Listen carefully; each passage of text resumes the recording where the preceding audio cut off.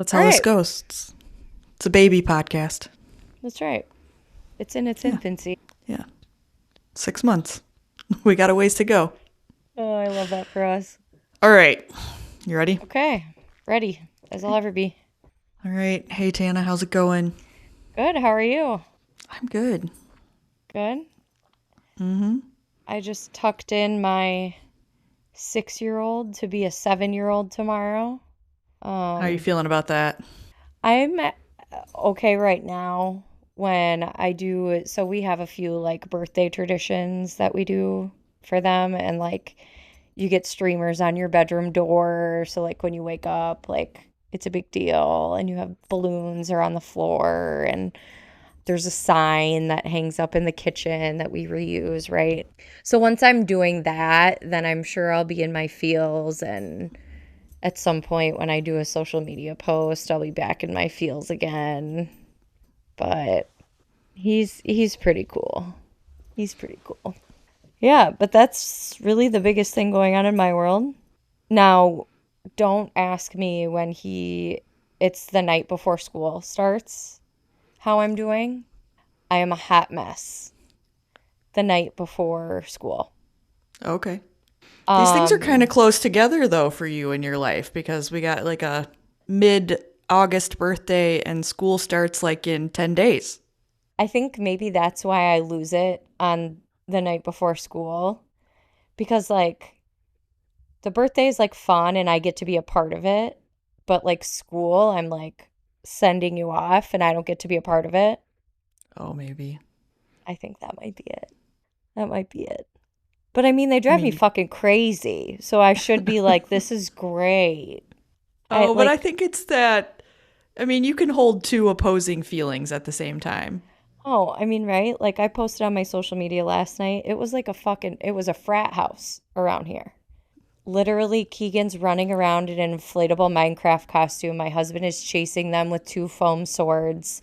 My youngest has two plastic swords, and he's just like frozen, like with his arms up, like ready. And they're just running every. It was, it's insane. It's fucking insane. And I wonder why bedtime is a hard thing in this household. I wonder.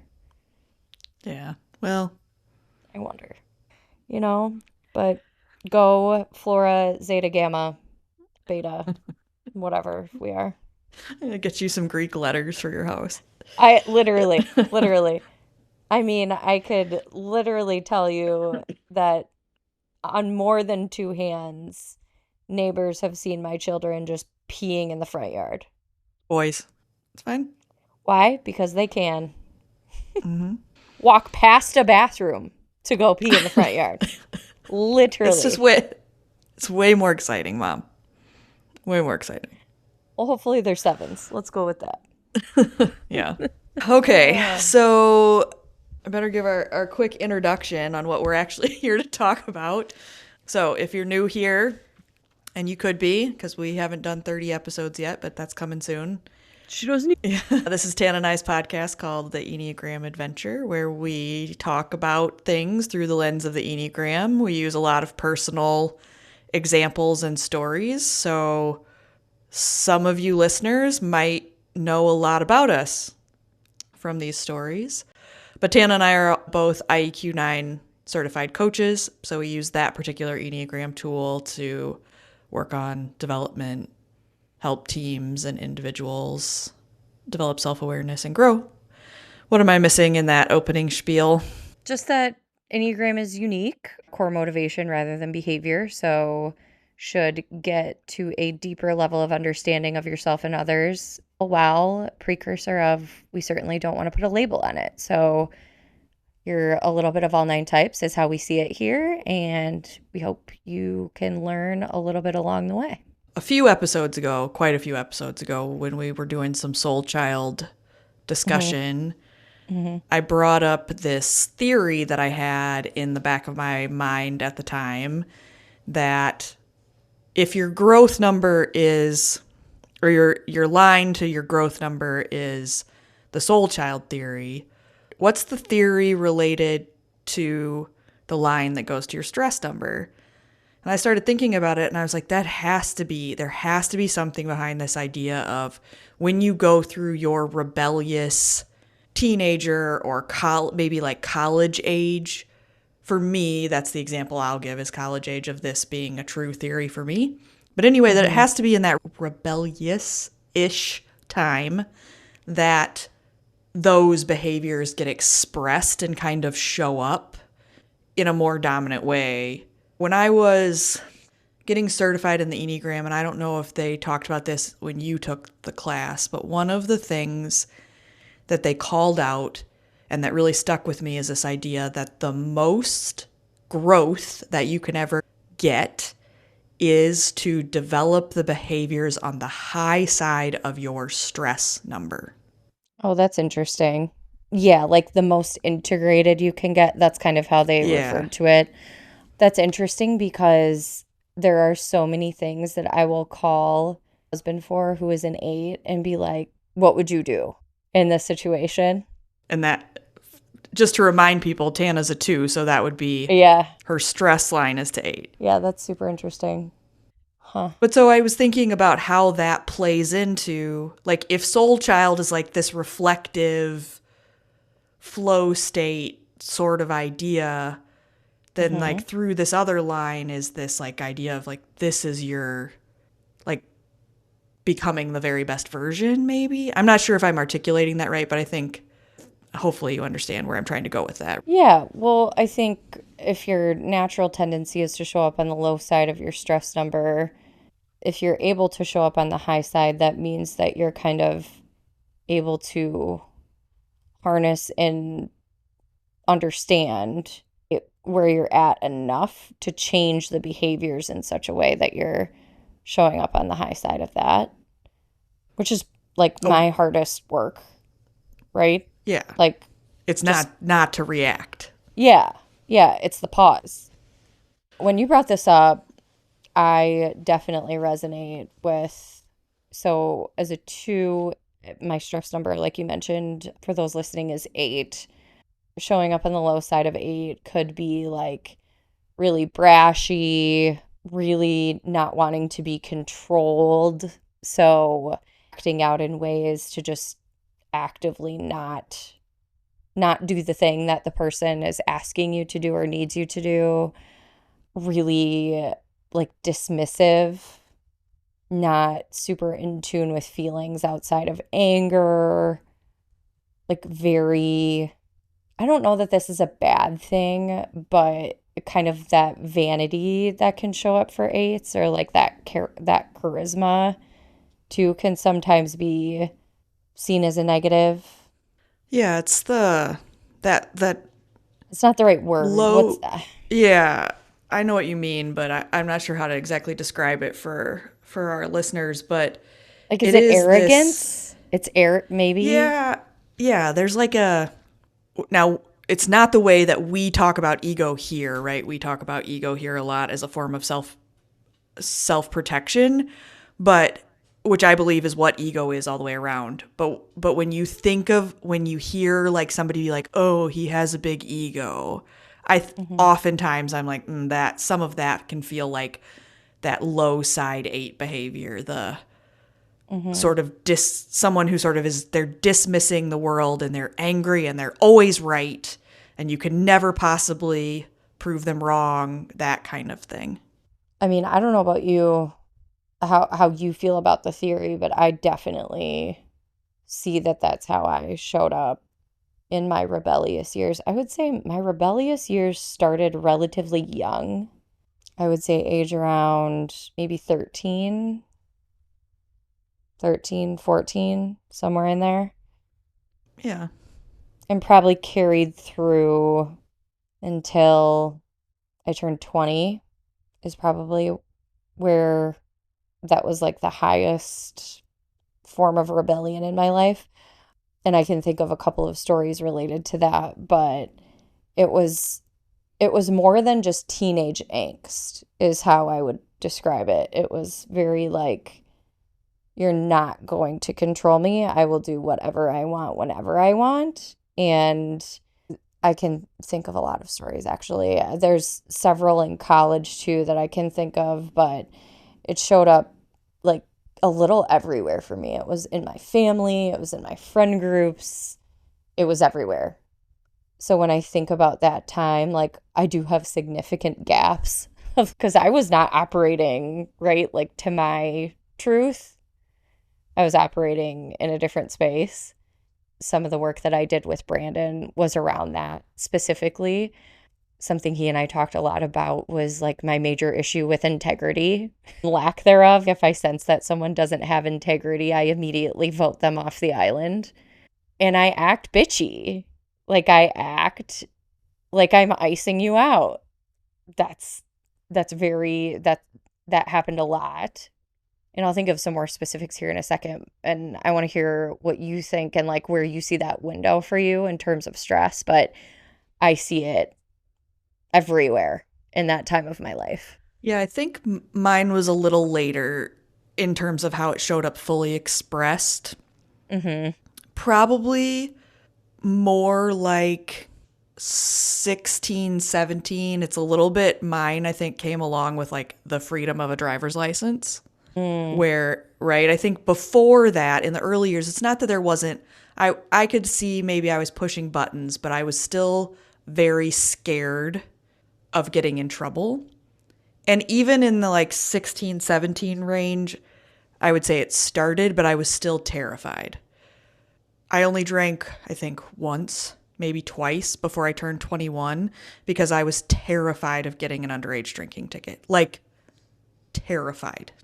So when I think about that rebellious stage, like for me, it crept in, but then mm-hmm. in my early, so between, I say that about drinking, there were other things, but this is not the podcast for all of those stories. As But there as there usually are. right. But that didn't come in until I was out of that, till I had gone away to college. So like 19 and like that more of the partying kind of scene from a drinking Mm-hmm. perspective, but it didn't show up till I was actually 21. Okay. But I think for me, what I think about the most and how that developed over time, and fives, I should have said this at the beginning, fives moved to seven in their stress line. The Mm-hmm. biggest thing for me was definitely I was down for whatever thing anybody was like, do you want to do XYZ? Do you want to go XYZ place? Like, yeah, sure. I'll go. I'll do that. No was not in my vocabulary in a lot of cases where maybe it should have been. So there was that. And there was also the FOMO thing was like real. Like if Oh. somebody was throwing, I remember when I was in college, I had a job at a group home. I had a CNA at the time and I was worked in this group home. And I remember calling in because I didn't want to miss a party or I didn't want to miss a thing I had been invited to.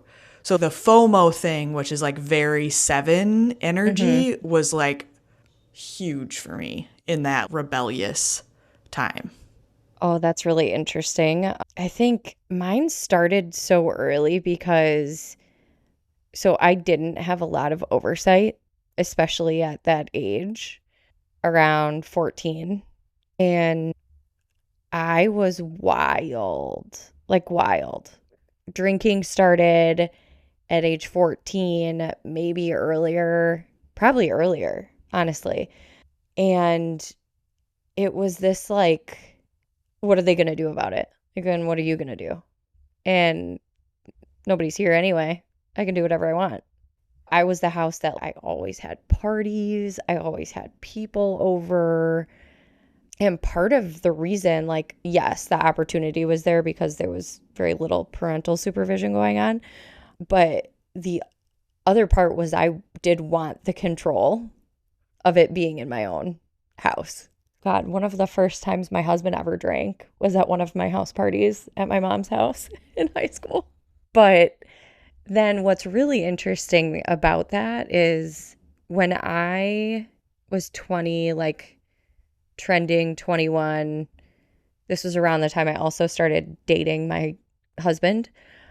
I was like done with like binge drinking every weekend, like going to bars. I was coming home every weekend and we were pretty much just hanging out, doing whatever we wanted to do. We would still go out like with friends sometimes, but it was not in every weekend I'm going to be like obliterated. And I remember, I don't know why I remember this. Maybe it was because like it was one of the shifts that had happened. A friend that I had at the time that is no longer like someone I stay in touch with was mad at me for going home every weekend from Milwaukee. So I would come back to Madison to see my husband, boyfriend at the time, and she told me at one point, she's like, "You're losing friends." And I remember vividly messaging her back going, "If that's the way that I lose these people, these are not my friends." And I think that was probably one of the last moments that I exchanged messages with this person. I don't, if that's a big deal to you, sounds like you don't really like me that much anyway. If that's the version of me that you want, come on. And Well, the version of you that was convenient for them at the time. well, right. Yeah. Yeah. And like, what's it to you?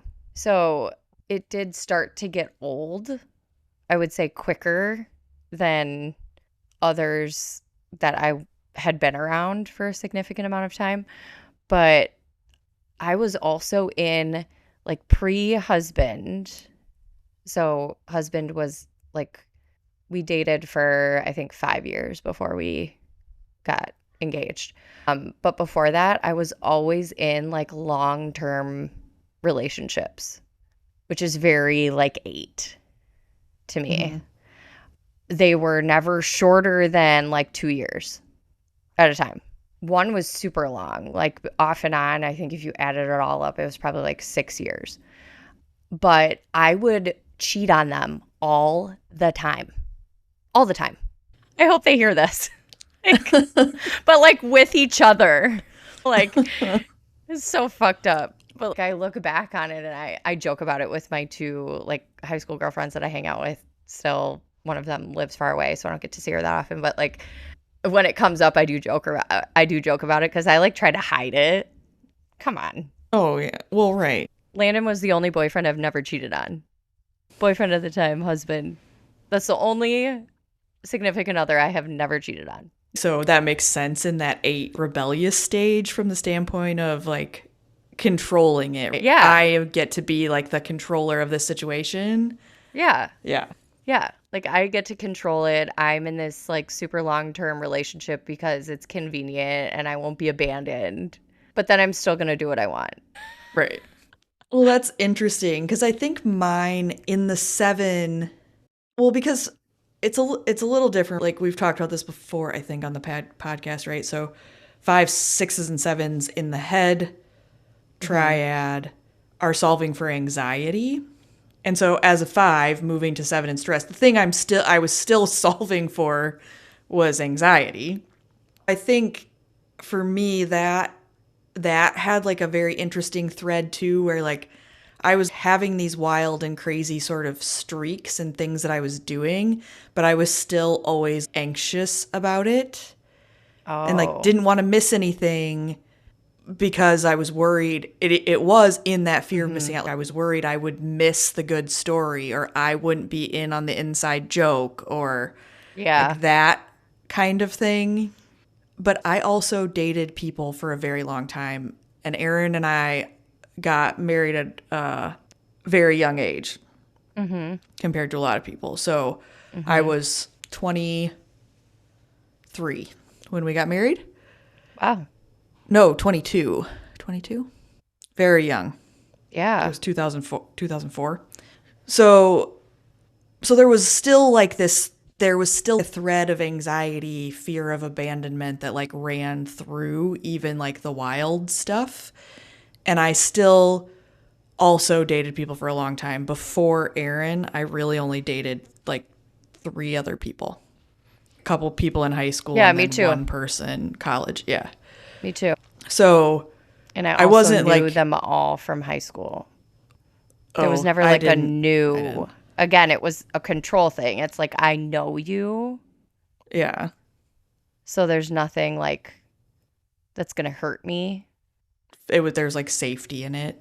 Mm-hmm. Didn't necessarily, maybe didn't have, yeah, and they knew you too, so you didn't have to like prove anything to anybody. Yeah. There was Yeah. no like courting stage, right? Like the awkward. Right. Yeah. Yeah. I didn't have like a super play the field kind of, that never came up in the sevenness for me, but it was more just like I put myself in situations that I was very lucky that they did not end up terribly Yep. because I was just saying yes to things that I like shouldn't have been saying yes to. And I think even though I got married young, there was a window where Aaron and I like lived that together. He's 4 years older than I am though. So like we lived that sort of down for anything, but Mm-hmm. we were together. Right.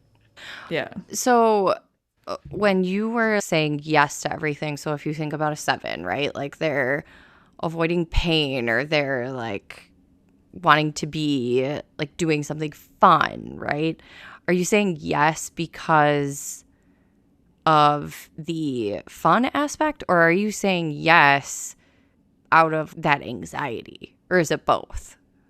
In some cases it was both. In some cases it was I'm saying yes because I don't want to lose someone, so thus the anxiety like, oh, I if I don't do this, I think they're going to do this to me. Sure. Kid things, whatever. They'll leave, they'll whatever. Yep. In other cases it was because, well, yeah, that like why not? Why not? Right. But I think in some of the things that drove that for me was while you didn't have a lot of oversight at a young age, I had a ton of oversight. It was a very strict household when I was Interesting. younger. And that's the reason I was terrified to get an underage drink. The stories that were told to me about what would happen to you if you underage drank, if this or this or this or whatever, had sex before marriage, all the things, all of those stories became so ingrained in me that I was terrified until I got to experience the world outside of that environment and was, Oh, oh, wait a second. That is not true, folks. right. And then then you can see how like that's the like feral 7 kind of thing coming out of like, I'm Yeah. going to question everything or not question it and just go try it. Like the fuck around and find out. Like that was the whole, yeah, I'm just going to go find out. Oh my God, that's so funny. Yeah. That's so funny. Yeah, I don't even like oh, here's another this is what I was searching for. Friend of mine who's also a 2, actually. She like we were just kind of talking about this cuz she's like you had the worst RBF in high school. I remember getting feedback in high school that I was very intimidating cuz I was bitchy. Like I was not very warm, very friendly. Like I thought my shit didn't stink. You were the cool And kid with the party house. I was brashy. But also one other interesting thing is it was probably I think it was around freshman or sophomore year of high school. I had kind of switched friend groups at one point, and I think it was around like part of this control thing because it was I don't even remember exactly, but I what I do remember is like me being like, yeah, I'm not down for this. This is not the vibe anymore, so I'm gonna go over here. And I think it's those moments that are high side of 8 that always like sit in my brain because it was a positive choice. It was like something that Right. I needed to do for me, like nothing against those other people. It was just like something I needed to do. And that kind of fueled the low 8 fire, though, if I think back on myself. Because I was like, I'm proud of me for making that choice. That was hard. Girls are not forgiving at this age. And then I got more of this fuck you kind of mentality. But as it relates to the oversight stuff, like I think as I got older, there was some stuff where like my parents were kind of like coming back into my life now that I didn't really need to be like parented. Parented. So that was a really confusing time because I was like, well, now you're around all the time and this is weird. And like, especially with my dad was never around. Like, I really didn't live with him past like, I don't know, it was like sixth grade or something. And all of a sudden he is like trying to parent me.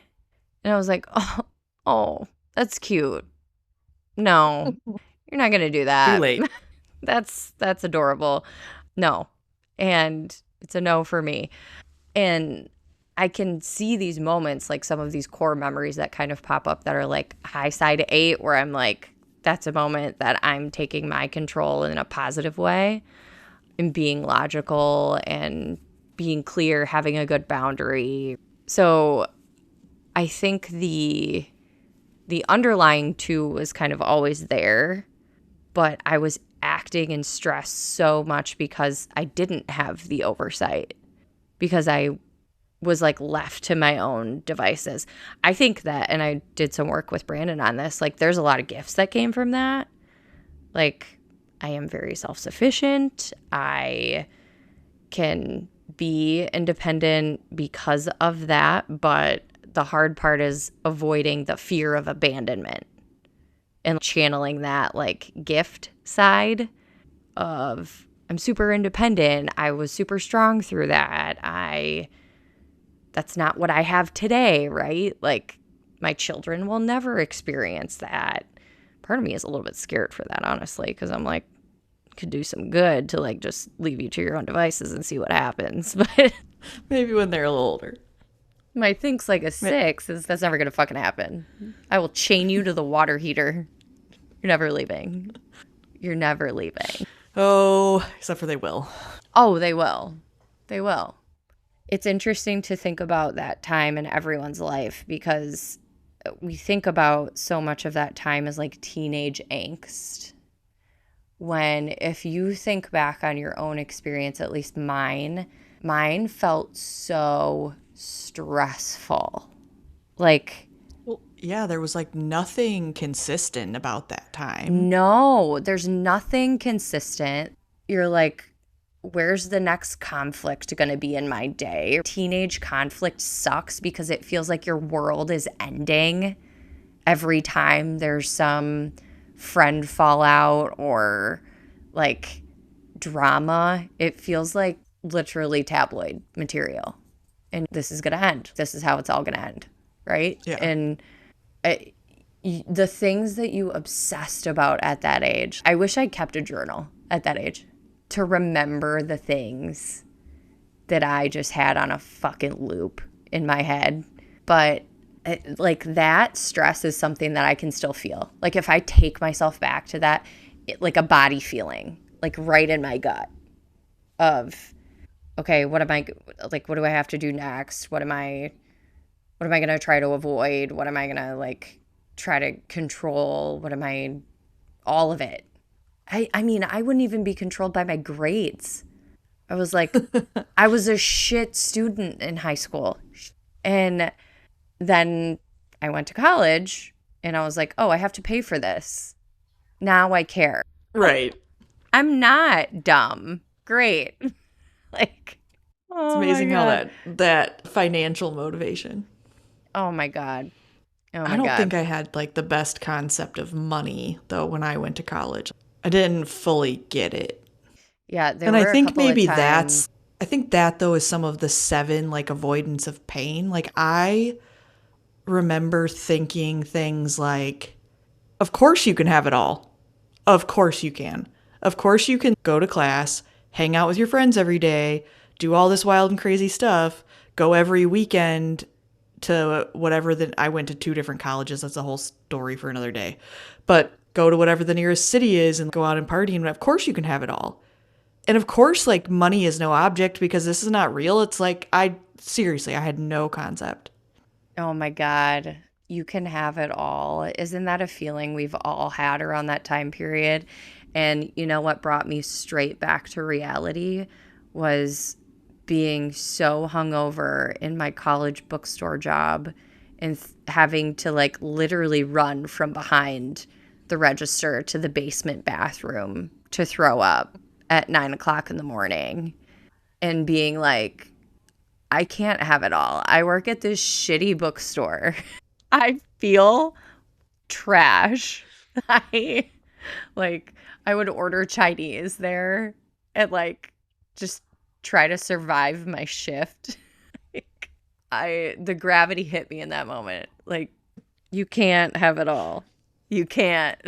I think because drinking was not my go-to in college, I had moments where I was hungover, but I didn't have like those kind of Oh my moments. And God. even like how I mentioned how I'd like call into work because I didn't want to miss out on something and whatever. Mhm. Like Mhm. again, it didn't register for me. That I was a don't know. problem. Yeah, like I, my, at that time, I would like look at the other people around me and just assume that they were all doing it, right? And so therefore it had to be possible. I mean, but you think Yeah, about that from like, I mean, that's like the seven mindset. Like, of course. naturally. Every idea is a good idea. We can do it all. We can do it all. I also still have a little bit of that from time to time, but Well, it's funny, right? Because, like, if you think about, I'm trying to think when actual real life would happen in that time frame. So it wasn't like some stupid side drama of who kissed whose ex-boyfriend out at a bar last night. But like real, like life. I feel relatively spoiled from that department of like, I didn't have anybody like really close to me die around that age or like experience something super heavy like that. But I sometimes think about that period of time in my life to be like, would that have snapped me out of it? Like, would some sort of like meteor of, God forbid, my best friend gets sick, right? Or like, well, I think that's a good point to make a little bit because one of the things Aaron and I were engaged at the time that this happened, but I had this friend from high school, guy friend. He was a couple years older than me, but we always stayed in touch. We never dated or anything, but we always stayed in touch, ran in kind of the same friend groups, yeah. whatever. This was like pre texting, pre cell phone. I'm really dating myself here. Late Mm-hmm. 90s. I think he graduated in 98, 97 or 98. Would have graduated in 2000. So anyway, Aaron and I are engaged. This would have been 2003. And he committed suicide. Oh my God. And I do remember there being this moment when I learned that of like, what, like his mom found him Dude. in his apartment in Madison. So to the point of the real life of you can't just keep screwing around. Right. Yeah. I think so. The only like thing like that happened in 2001. I was 11. Oh, it couldn't have been 2001. I gotta remember, but my cousin died in a car accident and he was like just 21. I remember that time very vividly, but the situations that I put myself in, wildly unsafe. Wildly unsafe. Like, this is actually a time where, do you remember in some cars, insurance companies would put like cameras and you would get like a discount for like safe driving, right? Oh So yeah, yep. yeah.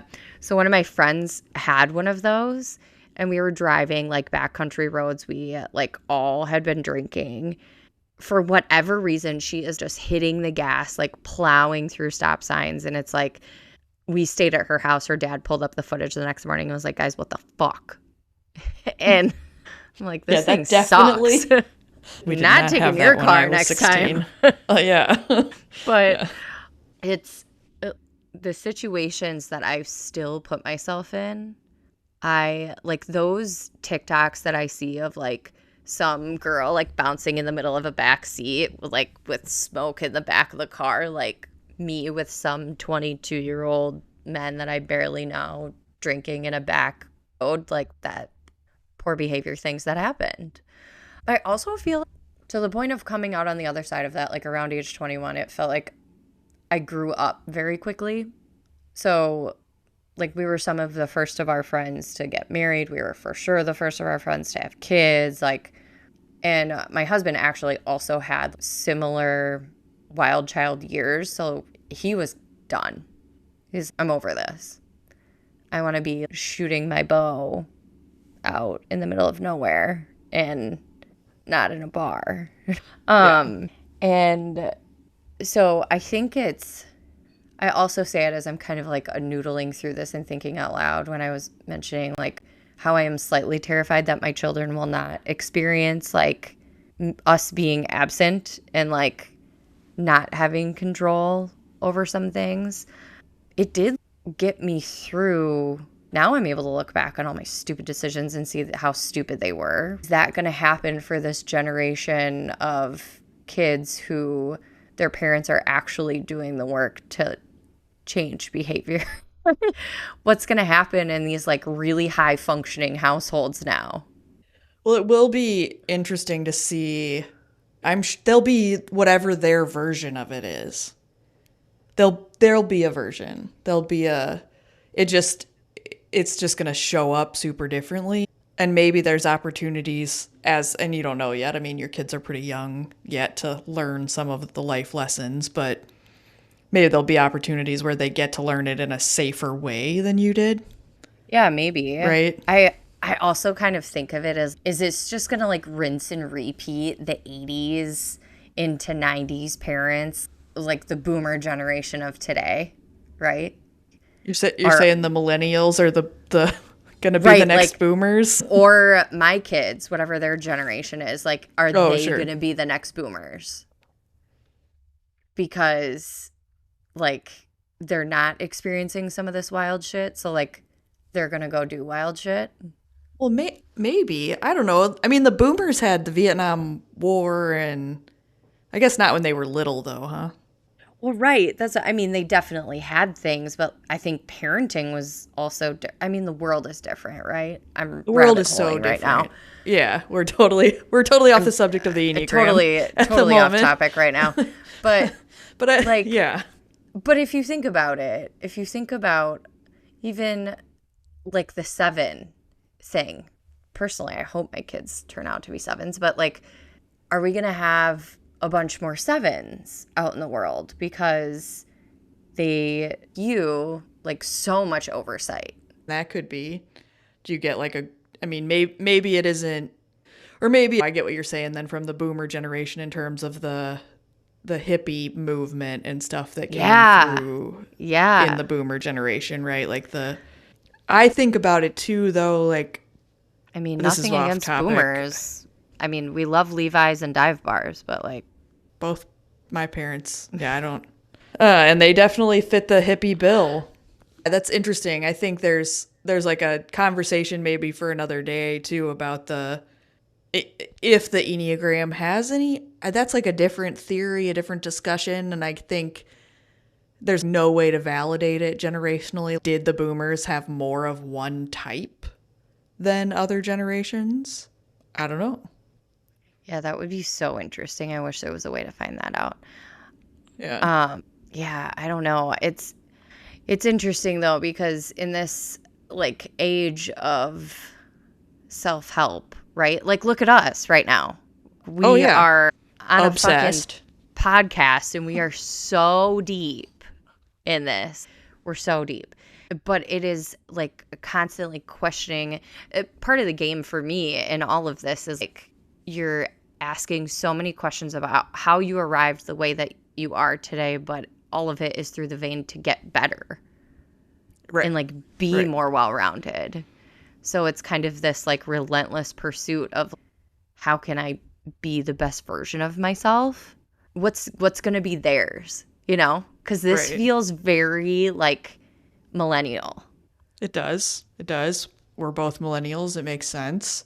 A little bit of what I think about through this vein, though, of when we think about self help, therapy, whatever, and when I even think about this idea of, right, it's how can you show up on the high side of your stress number? How can you take all of these things from this like youthful, rebellious period where you experimented into this space that was because you were becoming your own person, separate from your parents, separate from everything.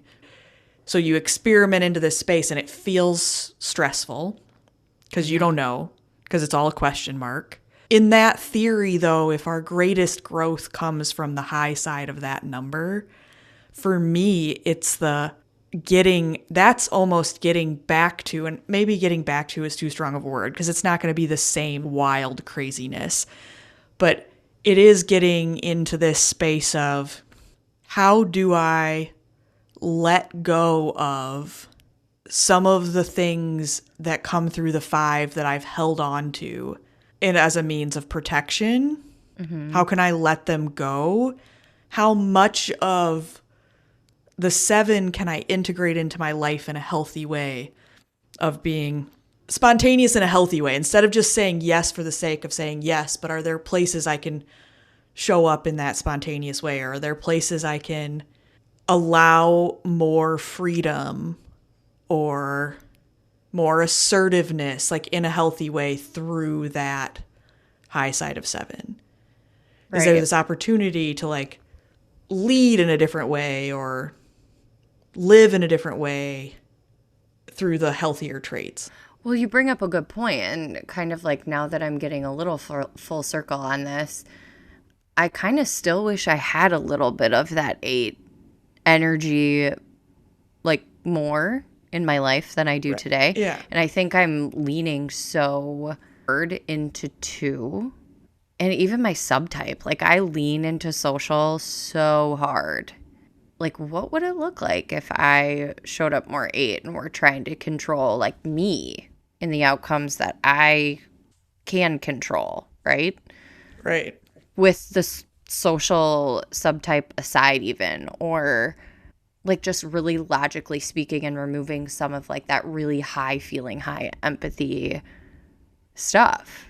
Well, I think about it. I came across this woman on Instagram or TikTok or someplace who's a therapist, and she's really kind of knocking where we've gone in the mental health space quite a bit in terms of putting labels on everything and Oh, all of this sort of stuff, and like how that gives people, how that narrows people's world, and that we're not really creating the tools for them. You and I have talked about this before, but I think about this too. If you can move into this high, for you, high side of 8, me, high side of 7, it's the ability to have like a bigger capacity. So you made the point, like, how can you show up more logically and like not so much in the feelings, and like what we talked about in the beginning is how can you not react, because the stress number stuff is like reactions. Like, I am going to get rid of this stress by doing this thing, right? I'm going to offload it by whatever the bad behavior was, which becomes like a reaction if you can't control it. So how do you create like capacity for the stress to exist and hold it long enough to like make a conscious choice for like the positive side of your stress number? I'm wondering if it might be helpful for people if we kind of just go through each of the numbers and what a high side of that, what it looks like to be on the high side of each number as a refresh. So for me as a 2, my stress number is 8. We've talked about high side of 8, just kind of a refresh for everybody, because if you're listening as, you know, if you're listening as a, how can I give Let's just do 1. Let's start at 1. Yeah, start at 1. If you're 1, start at 1. And you're listening, your stress number is 4. And the high side of 4 would be that willingness to sit in the feeling, not judge it, not criticize yourself for it, and then have some sort of important to you, authentic to you, creative outlet or expression. And when I say that, it could be literal art, music, something creative, but it also could be problems, something else where you kind of allow yourself the authenticity and the space for that, and that you're willing to feel all of your emotions. And so we did two. Yep. Three stress number is 9. 9. Yep.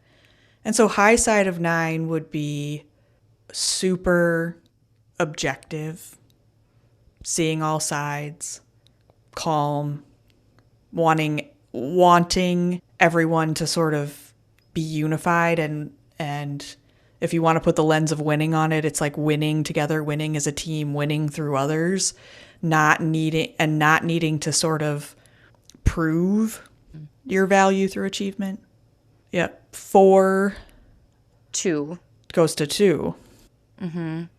So high side of 2 is like, how can you channel a bit more of so a lot of empathy, but also it's twos are pretty good at fixing, right? Like, how can you move through the feeling that you're having while being great as a 4 and identifying what the feeling is? Like, how do you move through it enough to fix what you have going on, right?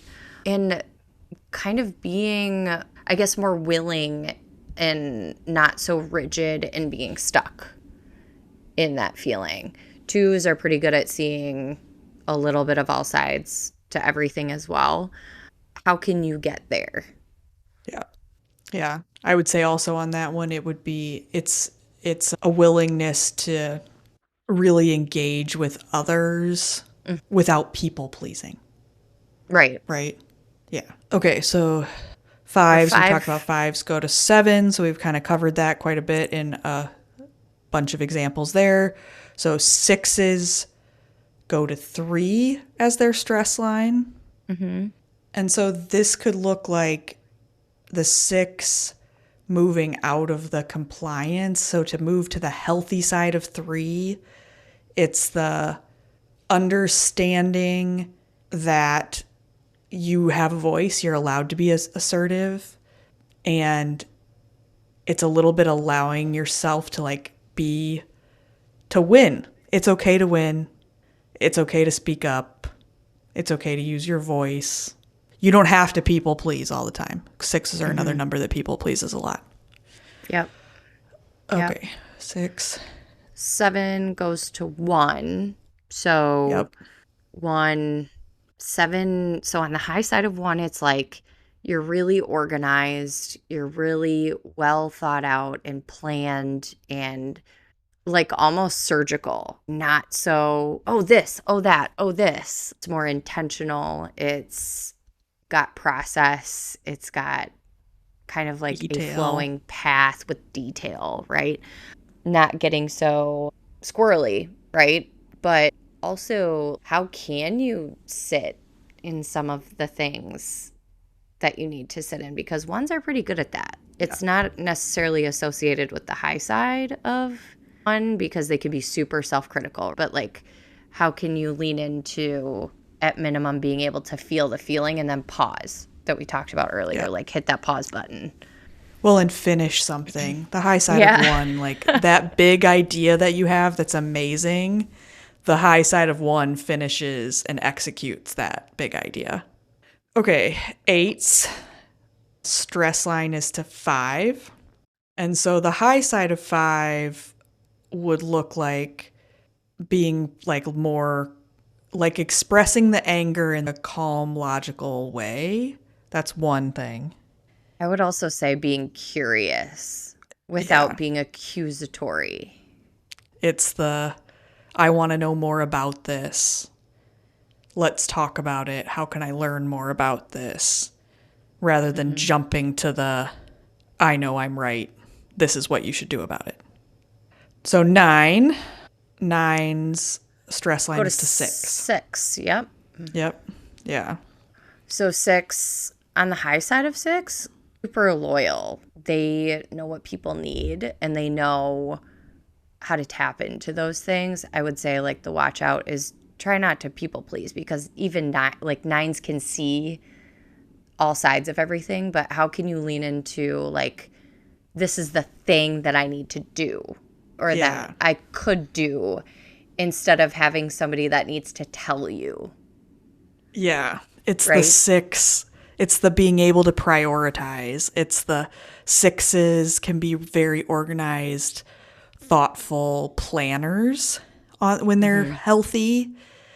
And how can the nine lean into that and ask for what they need through the thoughtful plan rather than just waiting for somebody to tell them and then they go along with whatever they're told. That's a very brief overview. There's a ton of more high side things we could talk about, things Yeah. that we love about numbers when they're in their healthy space. But I do think that's a good Yeah. way to close this one out, and would be curious for anyone who's listening if they want to share, like, oh, yeah, I remember whatever age where I went off the rails in my stress number a little bit. Yeah, that'll be a good one when we have more guests on too. Like as we tap into a little bit of Soul Child, a little bit of this. That would be interesting to get from our next guests, whoever they would like to be. Yeah, So the logistics of lining up guests is the tricky part in this, guys. So if you have said you want to be a guest, let's get a date. That's the trick. We got to nail down a date. Tannah and I will figure out how to make that work. But yep. so you know who you are, who's offered to be a guest. No names mentioned, except Annie. Huh. Yeah, sorry, did I say that? What? Anyway, what? Yeah, so You're let's it. I let's get a date. think my AirPods died just then. I don't know. Yeah. I thought you said Danny, but Yeah. yeah, All right. couldn't make it out. This was great. Oh, good. In closing, find us obviously where you digest all of your podcasts, but share, comment, DM, email, all of the things. We love to hear from you guys, and we will see you in the next one. Yeah. Sounds good. I'll talk to you later, Tannah. Okay.